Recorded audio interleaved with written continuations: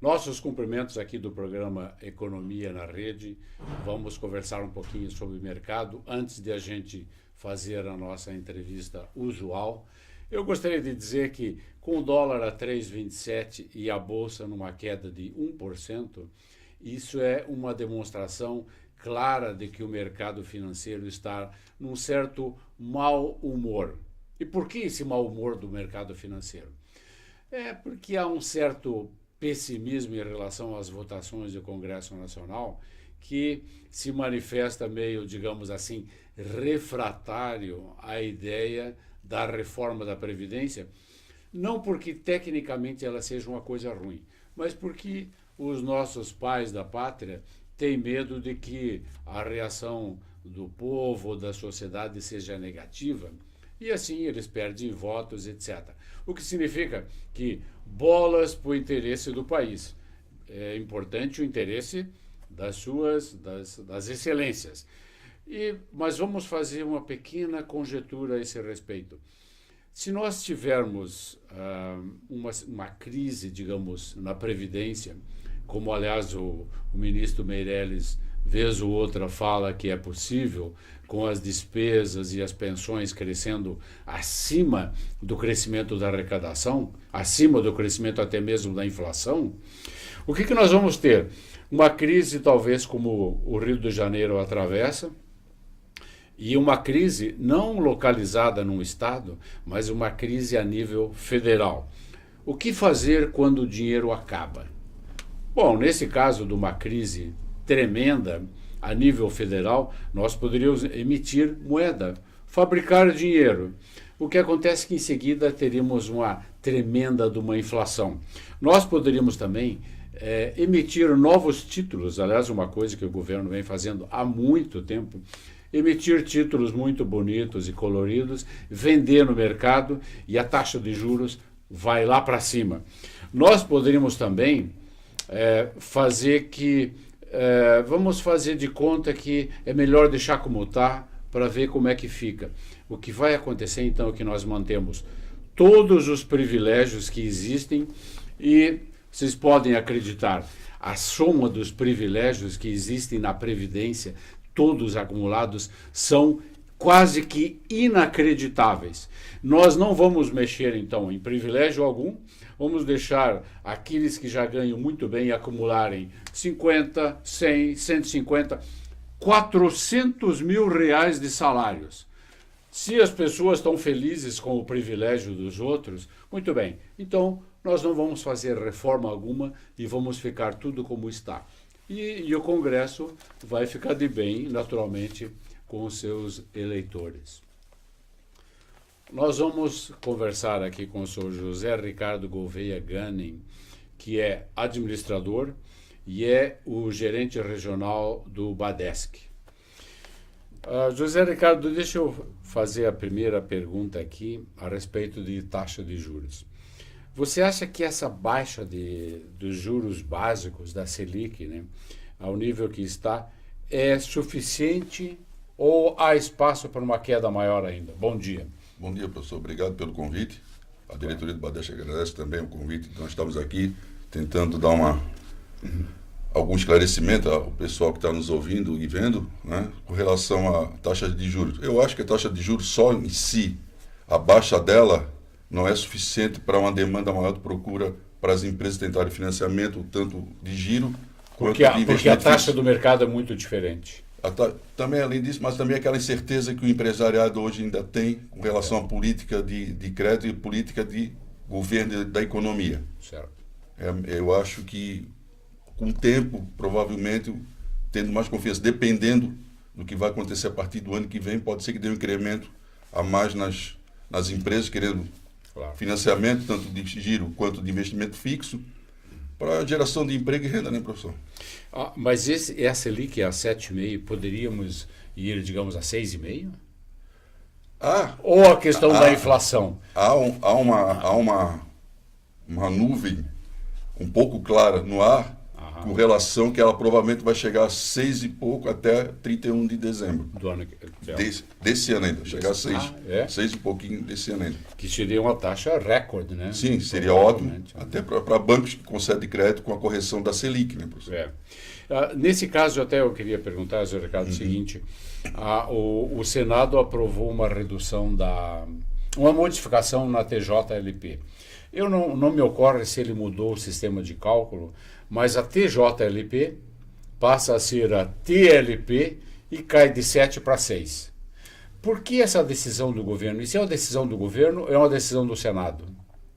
Isso aí é uma proposta do governo para dar incremento na sua receita. Né? E o Senado aprovou para dar o apoio ao presidente Temer. Mas na verdade... Mas como incrementa a receita se ele reduz o juro de 7 para 6? Porque ele vai vender mais, ele vai ter mais receita. Entendi. Entendeu? Então, quer dizer, daí vendendo mais. Quer dizer, se o senhor hoje tem um preço X, se o senhor baixar um pouco o preço, dá um exemplo, a sua loja. Claro. Né? Se o teu produto que o senhor vende hoje a 8, se o senhor vende a 7,5, provavelmente a procura vai ser maior. Então, ele acrescenta um pouco mais, lógico, apesar da taxa. E essa a TJLP para TLP, né, existe um monte de lançado no mercado aí que dizem que a partir do ano que vem ela vai deixar de ser 7 para passar para 9, entre 9 e 9,5, né? Mas é uma incerteza que todo mundo, mas é especulação e todo mundo joga, né? A certeza mesmo nós vamos ter a partir do ano que vem, quando o governo disser assim, ó, a TLP hoje vale tanto. Bom, essas profecias, como é que eu vou dizer, esse hábito de muita gente espalhar boatos, né? Eu não vejo como mexer na taxa de longo prazo drasticamente, você não acha? Não há possibilidade. Né? O governo acho que estaria dando tiro no pé muito grande. Claro. E eu acho que isso aí, pessoas querem ganhar dinheiro em cima de alguém ou de algo, porque ficar especulando que vai passar para tanto, gera uma incerteza muito grande, o mercado às vezes fica muito parado com relação a isso.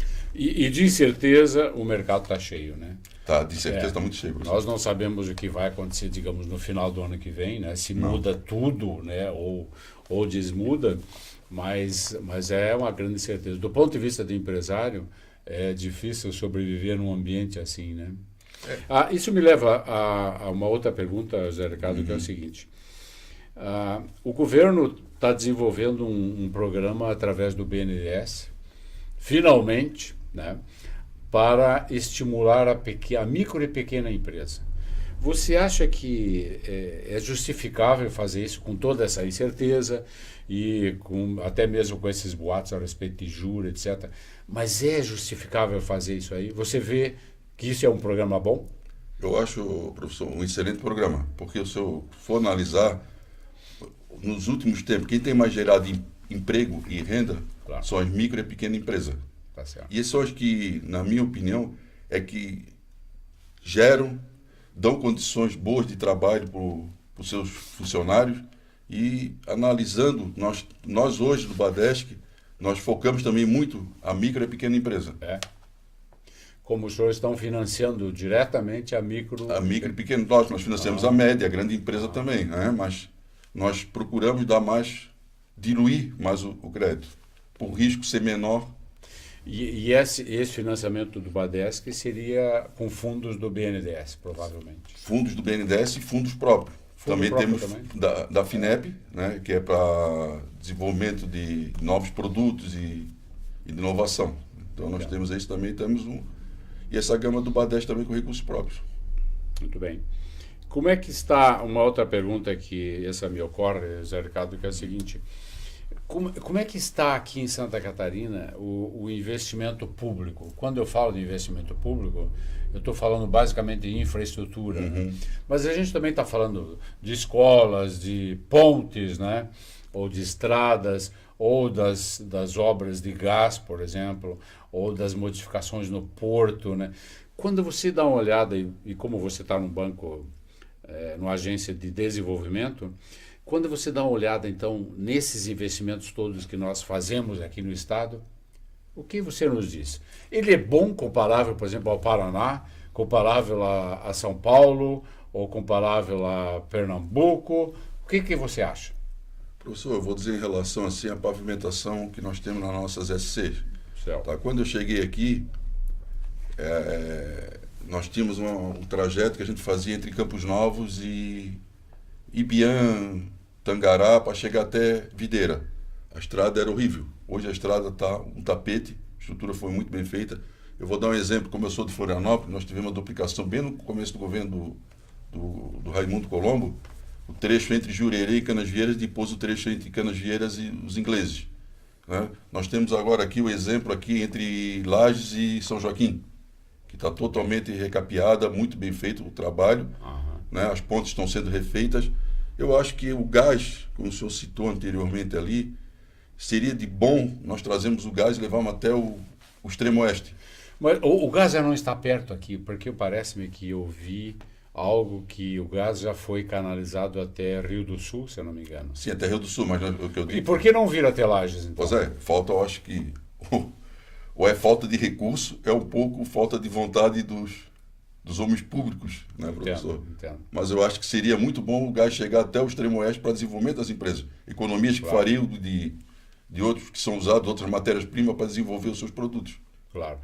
O gás ele poderia, digamos, mexer, digamos, na matriz energética, né? Ou, digamos, no suprimento da energia industrial, baixar o custo, né, da indústria. Eu acho que seria muito bom. Então, eu não vejo por que, talvez eu esteja errado, mas há um bom tempo, talvez 1 ano ou 2 anos, não se fala mais nos benefícios que o gás traria para a nossa região aqui. Parece que foi esquecido esse assunto, né? Eu não tenho muito contato com relação a isso, né? Então, quer dizer, é difícil a gente emitir uma opinião com relação a esse... Entendo. Qual seria a obra de infraestrutura que você vê, José Ricardo, que a gente poderia considerar vital para o Estado, muito, muito importante? E eu já vou dizer que eu penso que não é Hercílio Luz. Não pode ser. Nós vamos ter que brigar aqui que não é aquela ponte linda lá, não, né? Qual seria, então? Além da Hercílio Luz. Eu acho que foge um pouco da nossa, eu digo da alçada do governador, né, dos próprios parlamentares nossos, porque eu acho que fundamental seria, por exemplo, a duplicação da BR-470. 470. Eu digo da própria 116, que eu trafego muito por ali, visitando empresas da região, né? A própria 282 aqui, que liga Lages a Florianópolis, até para escoar alguns produtos de produção que temos, por exemplo, o Porto de Imbituba, né? Porque a volta que daria para chegar lá pela 470 até Porto de Imbituba seria grande, até o próprio do Porto do Rio Grande. Né? Algumas empresas que têm que exportar produtos por lá. Então, eu acho que seria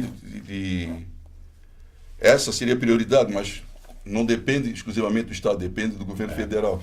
Você sabe que há uns anos, 5 anos ou coisa assim, foi discutido muito aqui a ideia de fazer uma ligação ferroviária que viesse, digamos, do oeste até Lages e fosse até Imbituba, passando pelo centro aqui, ou pelo menos essa região aqui de Anitápolis, etc., que parece-me uma região meio esquecida, né? Eu não sei, a minha impressão distante minha é que é um pouco esquecida. E esse assunto entrou, digamos assim, em cogitação. Eu soube que foi feito um projeto a nível de governo do Estado e em seguida foi engavetado. Bom, daí eu fiquei pensando, mas por que uma coisa tão importante para o oeste, né? Importante para a nossa região aqui e importante para essa região, como eu falei, ali Anitápolis, etc., né? E chegar até o Porto de Imbituba. Naturalmente que a 470 é uma situação lastimável, né, professor Ricardo? Eu passo também com frequência na 470 e todo aquele trânsito urbano e pesado junto a automóveis e caminhões é terrível, né? Qual seria, digamos, na sua visão, um projeto mais importante, ferroviário, vindo do oeste, passando pela nossa região, ou eliminar esse problema, na minha opinião, terrível, caótico, que é o congestionamento da 470? Na sua visão, o que você acha? Na minha visão de imediatista, professor, acho que seria a duplicação da 470. Da 470. Sem influência dos alemães de lá, não. Não. eu entendo que os nossos irmãos alemães ali, para onde eu vou quase toda semana, inclusive, eles têm toda a razão de reclamar da 470 estreita, né, e perigosa. Né? Estreita e perigosa. Você acha que a 470 seria prioritária? Eu acho, então? eu até vou... Porque eu tive, o ano passado, eu tive uma reunião em Joinville. Eu estava retornando para Laje, resolvi vir para 470. Sei. Foi a pior viagem que eu fiz. Não diga.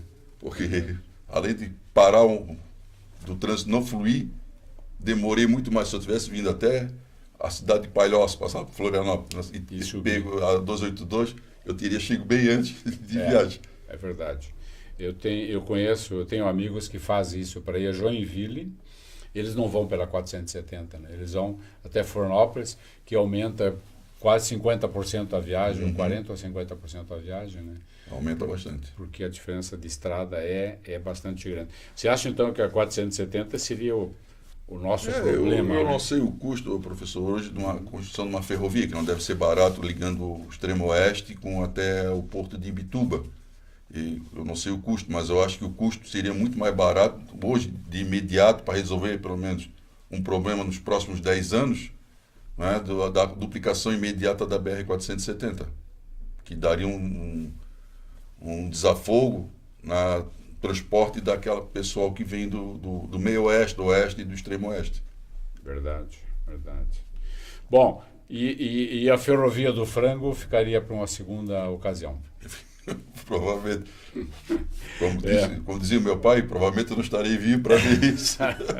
Possivelmente, né? Eu acho que a necessidade de infraestrutura é muito grande no Estado. É claro, nós estamos olhando para nós mesmos, não vamos olhar as necessidades de outros estados, onde provavelmente essa necessidade é maior ainda, né?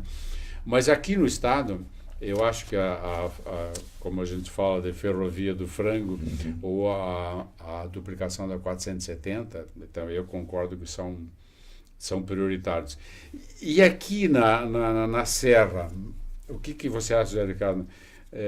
A Serra, e você mora aqui já há um bom tempo, qual seria a obra de infraestrutura que seria importante para o desenvolvimento da Serra?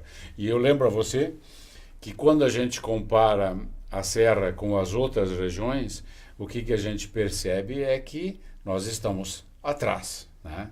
Nós estamos na rabeira, né, desse comboio aí. O que poderia ser feito na Serra, na sua visão de banqueiro aqui da nossa região? De infraestrutura? Eu acho que a melhoria, por exemplo, como já estão fazendo ali, que eu pego muito a 282, estão recapeando e deixando ela num nível muito bom de viagem, né? Melhorar a terceira faixa, criar mais terceira faixa dali.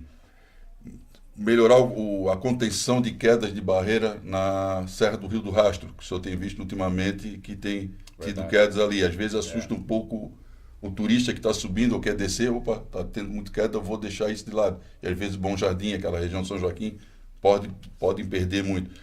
E a infraestrutura que eu digo, a melhoria, como São Joaquim teve agora, a melhoria, a revitalização do seu centro ali, né, dando condições do visitante chegar, ter uma visão bonita da cidade. As outras cidades também podem começar a fazer isso, na minha opinião, melhorar a sua entrada, o seu cartão de visitas. Uhum. Mas você está olhando basicamente na área de transporte, então, né? O gás, por exemplo, que nós falamos agora há pouco, seria uma segunda ocasião? Mas eu acho que o gás, professor, seria mais para desenvolvimento das indústrias, né? Que seria uma outra forma de energia que eles teriam para a sua produção. Claro. Né? Economizaria, às vezes, parte elétrica e até queima de madeira e de pellets, né? Para fazer para as caldeiras funcionarem. Eu acho que nessa parte seria só o desenvolvimento mais das empresas. Lógico, isso também geraria mais emprego, mais renda. Quer dizer, os municípios, a região cresceria mais, porque daí o pessoal teria mais condições de viajar e visitar os outros municípios. Seria, na sua opinião, Zé Ricardo, admissível a ideia que nós aqui não consideramos tão prioritária a vinda do gás? porque nós podemos queimar madeira e resíduos de madeira? Seria isso? Essa ideia é admissível? Até pode ser. Eu não tenho uma opinião bem formada sobre isso, não. Eu acho que...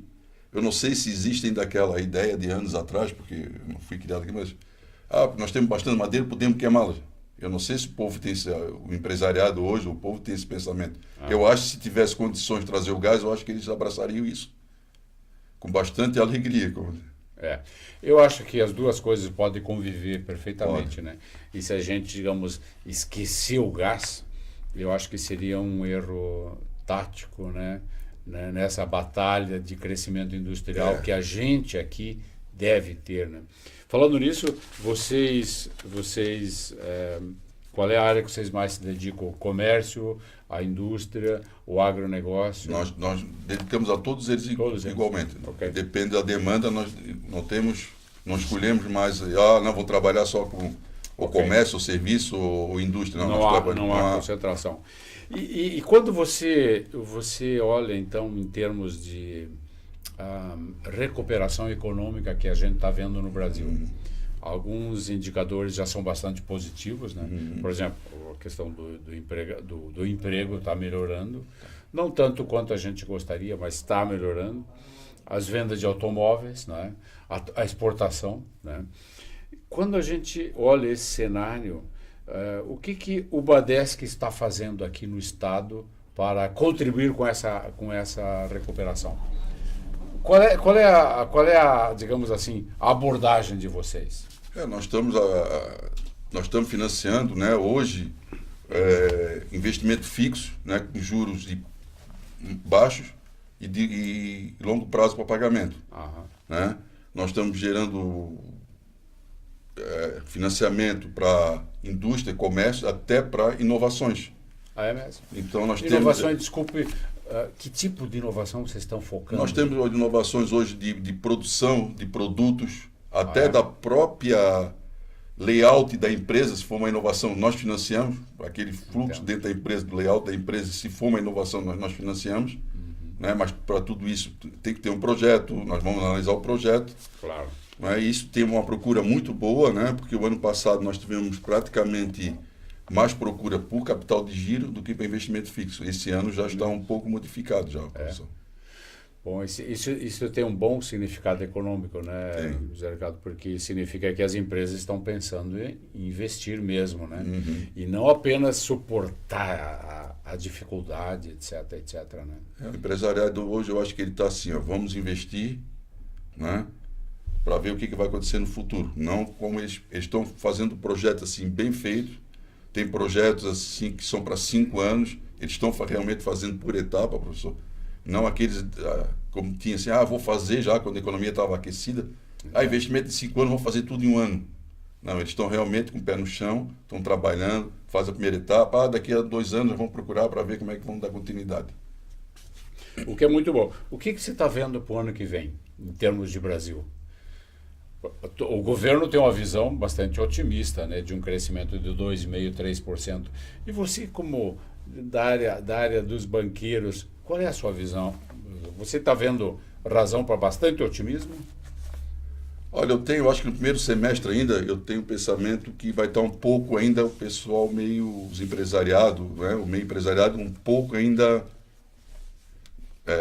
como é que eu vou dizer, ele vai estar conservador. Cauteloso, conservador. Entendo. Eu acho que dependendo do que for acontecendo a partir das convenções que vai ter, porque conforme as eleições, dependendo dos candidatos, eu acho que eles vão, acho que dá para investir um pouco mais se esse candidato for eleito ou aquele outro for eleito, então vamos investir um pouco mais. Sempre vai ter um pouco de cautela, não faz mal para ninguém, né, professor? Mas existe razão para otimismo? Eu acho que sim, a razão para o otimismo. Você vê que 3% do PIB é razoável? Acho. Eu acho que isso é muito bom, porque quando a gente olha, digamos, no passado imediato nosso, com crescimento negativo, que é a expressão que os economistas usam frequentemente, né? Um percentual de 2%, 3% negativo para a necessidade da população é algo terrível, né? E se nós vamos crescer 2,5%, né, o ano que vem, um valor positivo, isso significa muito. E uma boa eleição, o que pode resultar para 2019? Um crescimento maior ainda? Eu não sei se pode dar um crescimento maior, mas ficando um crescimento que seja razoável, que a gente consiga estabilizar a nossa economia, já estaria de bom tamanho para o empresariado e para a população em si, né? Claro. E uma coisa interessante, né, Zé Ricardo, é que o ambiente mundial, né, o ambiente mundial está colaborando com isso aí, né? Quer dizer, se nós fizermos a nossa parte, nós vamos entrar numa espécie de um novo ciclo, né? Que os países europeus e os americanos aparentemente já entraram, né? E se nós entrarmos nisso aí, nós vamos ter uma época de prosperidade aí de vários anos, né? O que seria para o Brasil muito importante, né? Seria importantíssimo, professor, até porque nós somos, querendo ou não, somos um país grande, rico em vários setores, e eu acho que nós estamos sendo um pouco explorados no bom sentido assim do bem, explorar para desenvolver, para crescer, para gerar emprego, gerar renda. Eu vejo isso também, e eu acho que há razão para ser otimista, mas o perigo, digamos assim, o risco de haver uma contaminação, digamos, da economia pela política, você vê que isso é um risco alto para o final do ano que vem? Para o segundo semestre, digamos. Olha, professor, é difícil a gente dizer. É claro que é difícil, mas uma das ideias, Ricardo, falando sobre uma ideia mais ou menos recente, é que, por alguma razão que eu não compreendi exatamente, a economia brasileira finalmente digamos assim, se desligou ou se afastou da contaminação da crise política. Isso é muito importante, mas eu não sei se vai ser verdade para o ano que vem, né? O que você acha? Nós podemos imaginar a economia separada da... Desculpe, vou repetir a pergunta. Essa situação política, digamos assim, de grande efervescência, no passado ela contaminava a economia. De um pouco tempo para cá, a gente percebeu que essa contaminação praticamente desapareceu, a economia se descolou da crise política. Você vê que o segundo semestre do ano que vem, esse descolamento vai continuar também? Eu não sei, mas eu torço para que isso continue, né? Para que nós não tenhamos de novo uma economia prejudicada por causa da política. Seria muito ruim para o Brasil e principalmente para Santa Catarina, né, onde a gente mora e trabalha, se isso continuasse. Claro. Eu concordo, e quando a gente quer, digamos, dar uma olhadinha para o futuro imediato, nós ainda não somos capazes de fazer uma previsão mais ou menos razoável com tantas variáveis importantes como a gente está vendo aí. Eu gostaria muito de agradecer aqui a presença do José Ricardo Gouveia Gunning, que é o gerente regional do Badesc, e que nos trouxe aqui a sua visão de banqueiro e estimulador do nosso desenvolvimento. José Ricardo, se você quiser dizer alguma coisa agora no encerramento do programa, fica à vontade. Professor, mais uma vez só quero agradecer, né? O Badesc está sempre à disposição da população empresarial, né? Nós estamos ali na Professor Walter Dax, 29, aqui no centro. Qualquer coisa, o nosso telefone é o 3223 2288. José Ricardo, muito obrigado por vir aqui conversar com a gente, e esse bate-papo sobre economia, sobre finanças é muito importante. Nós convidamos os nossos telespectadores a visitar os programas anteriores através do YouTube, onde basta você digitar o nome Imagem TV e você terá todos os programas anteriores que foram aqui gravados a respeito da área de economia. Nós nos encontramos aqui semana que vem. Obrigado pela audiência. Até lá.